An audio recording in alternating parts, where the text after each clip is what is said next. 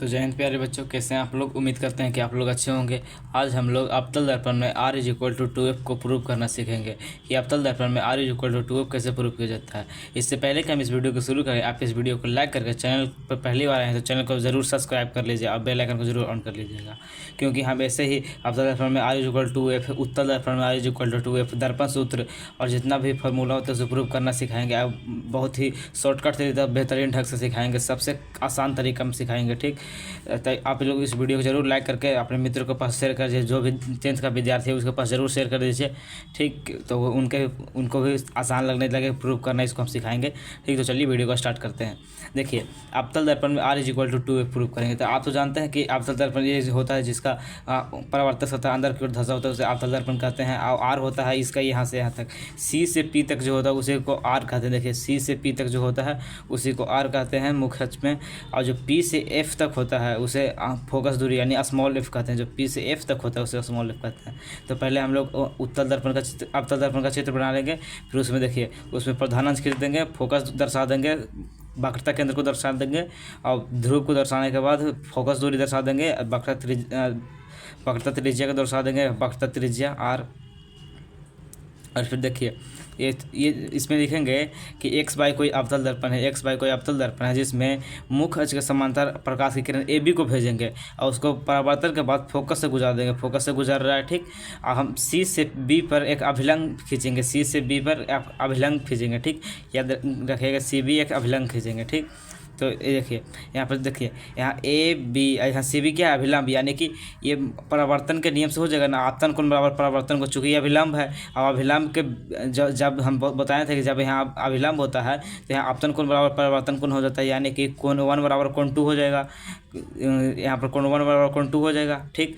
और यहाँ देखिए, चूँकि AB पैरेलल है CP के, AB पैरेलल CP है ना, और ये दो रेखा समांतर है, और ये तिर्यक रेखा है, तिर्यक रेखा है जिसको काट रहा है, तो इसको एकांतर कोण बराबर यानी कोण 1 कोण 3 के बराबर होगा। यानी कि परावर्तन के नियम से कोण 1 2 के बराबर होगा, कोण 1 फिर एकांतर कोण के नियम से कोण 1 कोण 3 के बराबर होगा, अर्थात कोण 2 और 3 आपस में बराबर होगा। और जब कोण 2 और 3 बराबर हो तो PC और PB भी बराबर, FB भी बराबर होगा। देखिए, FC और FB बराबर होगा और FB और FC बराबर होगा। यदि मान लेंगे B है जो P पे रहेगा तो ये तीनों आपस में बराबर होगा। इसी को हमें प्रूव करना है, तीनों को आपस में बराबर करके फिर दोनों को जोड़ के इसका मान निकाल देना है, ठीक। तो देखिए, लिखेंगे पहले क्या लिखेंगे। देखिए, इसमें देखिए, पहले हम लोग क्या माना, x बाई कोई अवतल दर्पण है ये माने हैं, तो लिख देंगे यहाँ पर। देखें, लिखेंगे प्रमाण, ठीक। प्रमाण में लिखेंगे माना x बाई कोई अवतल दर्पण है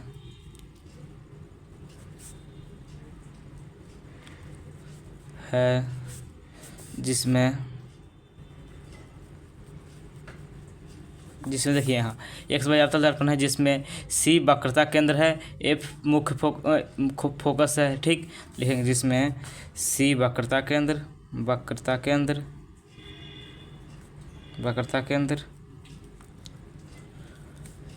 F मुख्य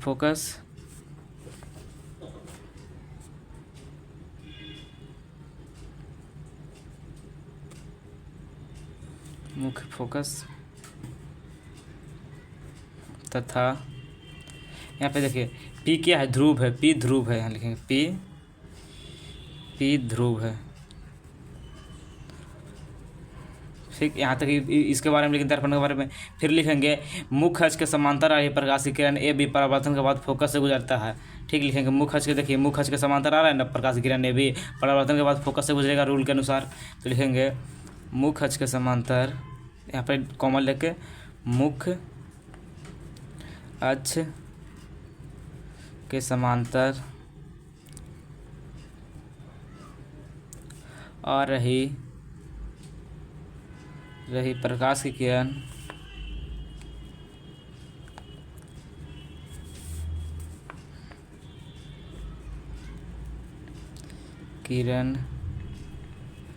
क्या है, AB है, AB परावर्तन के बाद फोकस से गुजरता है, परावर्तन के बाद फोकस से गुजरती है, फोकस से गुजरती है। इतना लिखने के बाद तथा लिख देंगे। देखिए परावर्तन के बाद फोकस से गुजार दिए, तथा लिख देंगे। तथा CV अभिलंब है, CV क्या है? अभिलंब है, ठीक। तथा CV अभिलंब है।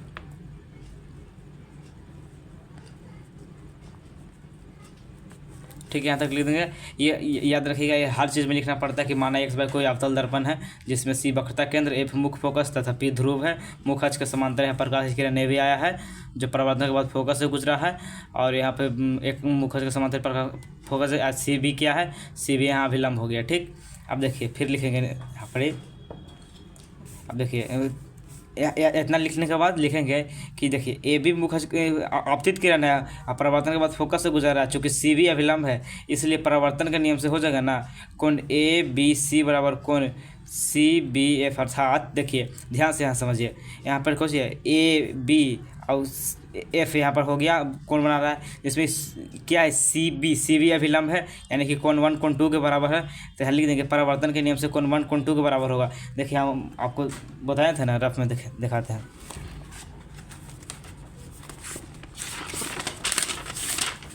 हम आपको बताए थे, याद है कि ये दर्पण हो गया। यहाँ पर यदि आ रहा है प्रकाश की किरण फिर जा रहा है, बीच में जहाँ भी अभिलंब खींच दिया ना तो ये कोण बराबर होता है। हम आपको बताए थे इसी प्रकार से। देखिए ये है दर्पण, चाहे गोलीय दर्पण हो चाहे समतल दर्पण है। गोलीय दर्पण है, जब यहाँ अभिलंब खींचा गया तो ये कोण बराबर होगा, ठीक। ये कोण दोनों आपस में बराबर होगा। तो लिख देंगे परावर्तन के नियम से, यहाँ लिखेंगे परावर्तन के नियम से, परावर्तन के नियम से क्या हो गया? कोण 1 बराबर कोण 2 हो जाएगा। देखिए परावर्तन के नियम से कोण 1 बराबर कोण 2, कोण 1 बराबर कोण 2, ठीक। परावर्तन के नियम से कोण 1 बराबर कोण 2 हो गया। इसको समीकरण 1 मान लेंगे।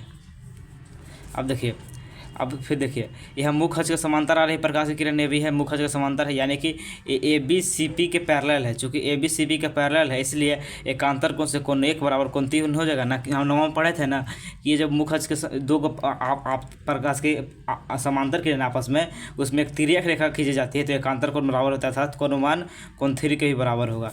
इसलिए लिख देंगे चूँकि AB देखिए यहाँ पे AB क्या है? AB पैरेलल है किसका? AB पैरेलल है CP के, AB पैरेलल CP तथा CB तिर्यक रेखा है, तिर्यक रेखा है। इसीलिए क्या हो जाएगा? कोण 1 बराबर, यह जो कोण 1 है ये बराबर कोण 3 के बराबर हो जाएगा। कोण 1 बराबर कोण 3, ये समीकरण 2 हो गया, ठीक। समीकरण नंबर में कोण 1 कोण 2 के बराबर था परावर्तन के नियम से, और इस 2 में हो जाएगा कोण 1 कोण 3 के बराबर समीकरण 2 से। फिर लिखेंगे समीकरण 1 एवं 2 से, समीकरण 1 एवं 2 से लिखेंगे। समीकरण 1 एवं 2 से क्या लिखेंगे? देखिए समीकरण 1 क्या कह रहा है कि कोण 1 बराबर कोण 2 और कोण 1 बराबर कोण 3। 1 एवं 2 से क्या हो जाएगा? कोण 2 बराबर कोण 3। देखिए यहाँ एक साइड बराबर है, यहाँ 1 1 बराबर है, इसलिए 2 और 3 बराबर होगा आपस में। इसलिए हम लिख देंगे समीकरण 1 एवं 2 से कोण 2 बराबर कोण 3। अब देखिए यहाँ पे देखिए इसमें जब इसमें कोण 2 है ये कोण 3 के बराबर हो गया, यानी कि ये जो त्रिभुज बन रहा है CBF जो त्रिभुज बन रहा है इसमें 2 और 3 ये आपस में 2 कोण बराबर हो गया, इसलिए 2 भुजा भी बराबर होगा। अर्थात जब 2 कोण बराबर होता है किसी त्रिभुज में तो उसके बनाने वाली भुजाएं भी बराबर होती है। अर्थात FC बराबर हो जाएगा FB, ये दोनों भुजा क्या हो जाएगा?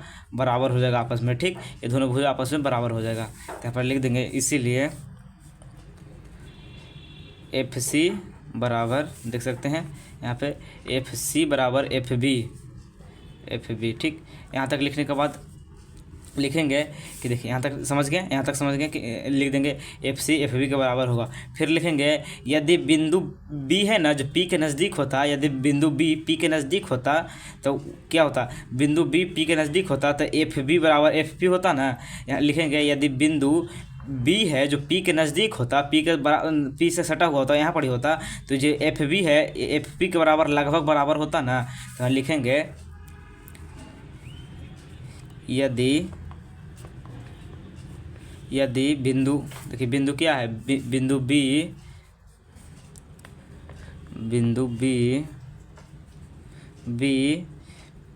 पी के निकट होता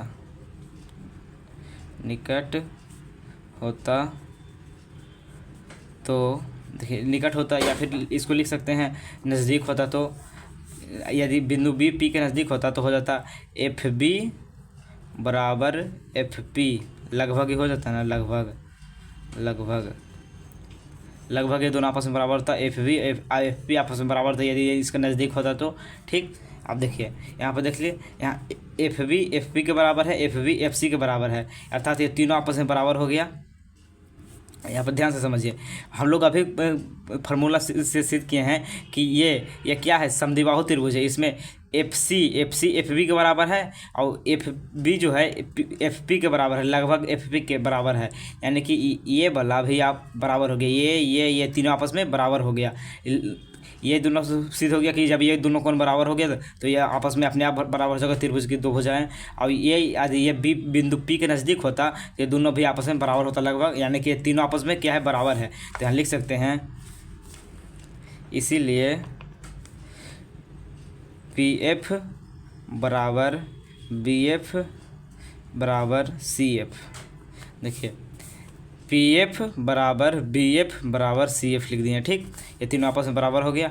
अब देखिए चूँकि देखिए यहाँ पी सी को हम P C is equal to क्या लिख सकते हैं, P F plus F C लिख सकते हैं, या C F, P F plus C F लिख सकते हैं। ये जो पूरा पी सी हुआ यहाँ से यहाँ तक, इसको हम लिख सकते हैं पी सी को पूरा को P F plus C F, P F plus C F लिख सकते हैं, चाहे पी सी में ही पूरा आ गया तो इसको हम P C is equal to लिख सकते हैं P F plus C F. यहाँ पी एफ ही पूरा हो जाएगा plus C F is equal to P C लिखेंगे। यहाँ पर लिखेंगे, देखें यहाँ पर लिखते हैं पी सी, यहाँ देखिए पी सी ये पूरा हो गया। इसमें P C is equal to P F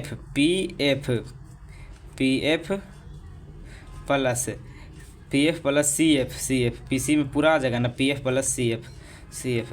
जो कि पी सी क्या है, देखिए पी सी यहाँ से यहाँ तक क्या है, वक्रता त्रिज्या है, यानी कि आर है, आर इज इक्वल टू। अब देखिए पी एफ क्या है, अभी हम सिद्ध किए हैं कि तीनों एफ के बराबर है, स्मॉल एफ के बराबर, क्योंकि ये फोकस दूरी है। जब ये फोकस दूरी है तो ये भी फोकस दूरी होगा, ये भी फोकस दूरी होगा, तीनों बराबर है। ये फोकस दूरी, ये भी फोकस दूरी होगा, तीनों बराबर है, यानी कि तीनों। तो पी एफ की जगह देखिए पी एफ क्या है, स्मॉल एफ के बराबर है, तो इसको हम लिख सकते हैं small F plus C F भी क्या है, सी एफ भी स्मॉल एफ के बराबर है, तो इसको स्मॉल एफ लिख सकते हैं। या फिर हम इसको लिख सकते हैं R is equal to F plus F 2f। ये हो गया प्रूव्ड, यहाँ पर लिख देंगे प्रूव्ड, ठीक, प्रूव्ड। यही सबसे आसान तरीका था। फिर से हम आपको समझा देते हैं, ध्यान से देखिए, रिविजन करा देते हैं। देखिए लिखेंगे, माना एक्स वाई कोई अवतल दर्पण है जिसमें पी क्या है, पी ध्रुव है, सी वक्रता केंद्र तथा एफ मुख्य फोकस है। यहाँ पर पी एफ को दर्शा देंगे स्मॉल एफ फोकस दूरी, और पी सी को दर्शा देंगे वक्रता त्रिज्या यानी कि कैपिटल आर।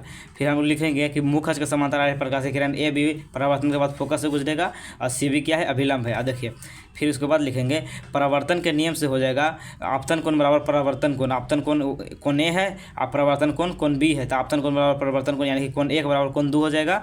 और फिर एकांतर कोण के नियम से हो जाएगा कोण 1 बराबर कोण 3, अर्थात कोण 2 और 3 बराबर हो जाएगा। और जब ये दोनों कोण बराबर हो गया, इसलिए दोनों भुजा भी बराबर होगा। त्रिभुज का नियम होता है, जब दो कोण बराबर होता है तो उसे बनाने वाली भुजाएं भी बराबर होती है, अर्थात ये भुजा बराबर हो गया। यदि बिंदु बी पी के नज़दीक होता है, यहीं पर होता है, यदि बिंदु बी लिखेंगे, यदि बिंदु बी पी के नज़दीक होता तो पी एफ जो है पी एफ बी एफ के बराबर होता, पी एफ और बी एफ लगभग बराबर होता, अर्थात कि ई और ई तीनों भुजा आपस में बराबर हो गया। और चूँकि ये पी एफ क्या है, स्मॉल एफ है, इस फोकस दूरी, तो ये भी फोकस दूरी हो जाएगा, ये भी फोकस दूरी हो जाएगा, ठीक। फिर लिखेंगे P C is equal to, लिख देंगे जहाँ पे हम ऐसे लिखें P C is equal to, लिख देंगे P F plus C F, P C is equal to P F plus C F लिखेंगे। और चूँकि पी एफ क्या है, स्मॉल एफ है, और सी एफ भी क्या है, स्मॉल एफ है, क्योंकि तीनों बराबर है, ये भी स्मॉल एफ हो गया, यानी कि पी सी क्या है, बड़का आर है, यानी कि capital R is equal to F plus F, यानी कि R is equal to 2f prove कर देंगे, ठीक। उम्मीद करते हैं आपको ये वीडियो समझ में आया होगा। अगर समझ में नहीं आया तो फिर दोबारा इस वीडियो को रिपीट करके देख लीजिए। अगर आप चैनल पर पहली बार हैं तो चैनल को सब्सक्राइब जरूर कीजिएगा। वीडियो कैसा लगा कमेंट करके जरूर बताइएगा। इस वीडियो को जरूर लाइक कर दीजिएगा। आपको समझ में आया कि नहीं कमेंट करके जरूर बताइएगा। आपको तरीका कैसा लगा। अगर आपको चाहिए उत्तल दर्पण में भी तो कमेंट करके बताइए, लिखिए कि उत्तल दर्पण में भी चाहिए। देख सकते हैं कुछ इस प्रकार से बनाते हैं। आप इसको स्क्रीनशॉट ले लीजिए, कुछ इस प्रकार से बनेगा, देख सकते हैं। यहाँ पर लिखेंगे, फिर यहाँ पर जाएंगे, ये त्रिभुज का ये अथी बना लेंगे पहले, ये डायग्राम यहाँ पे, ठीक। यहाँ पर जाएंगे, फिर यहाँ तक देख सकते हैं, फिर यहाँ तक ये प्रूफ हो जाएगा, ठीक। और इस प्रकार का कुछ डायग्राम बना लेंगे, ठीक। तो इस वीडियो को जरूर लाइक करके चैनल को सब्सक्राइब कर जाए। कमेंट में जरूर बताइएगा आपको कैसा लगा, और उत्तल दर्पण लिख के भेजिएगा ताकि हम उत्तल दर्पण के बारे में बता दें आपको शॉर्टकट तरीका, ऐसे ही शॉर्टकट तरीका से, ठीक। तो